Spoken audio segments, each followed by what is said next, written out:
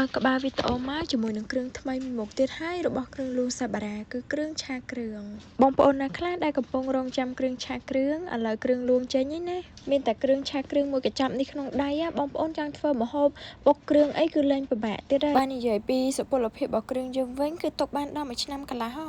បាននិយាយអំពីសបកកញ្ចប់វិញយើងមានប្រាប់លម្អិតពីវិធីធ្វើនិងគ្រឿងផ្សំផ្សេងសម្រាប់ធ្វើមុខម្ហូបឆាគ្រឿងឬមួយក៏យកទៅធ្វើម្ហូបអីបានខ្លះហើយថ្ងៃនេះខ្ញុំមិនមែនត្រឹមតែប្រាប់បងប្អូនអំពីគ្រឿងឆាគ្រឿងទៅចេញណាគឺថែមទាំងធ្វើឲ្យបងប្អូនមើលផ្ទាល់ទៀតហើយនេះដែរគឺខ្ញុំយកគ្រឿងឆាគ្រឿងយកមកធ្វើម្ហូបឆាគ្រឿងត្រីអណ្ដែងជាមួយនឹងម្ទេសផ្លោកក៏ដូចជាស្លឹកម្រះព្រៅបងប្អូនឥឡូវនេះគ្រឿងផ្សំរបស់យើងបានហាន់ហើយស្អាតរួចរាល់ហើយយើងធ្វើការរៀបចំធ្វើទាំងអស់គ្នាបងប្អូនមានគ្រឿងឆាគ្រឿងម៉ាត់នេះយើងចាក់ខ្លាញ់ឲ្យក្តៅហើយយើងចាក់គ្រឿងឆាគ្រឿងរបស់យើងហ្នឹងមកកញ្ចប់ហ្នឹងចូលតែម្ដងបើបងប្អូនចង់បន្ថែមនៅ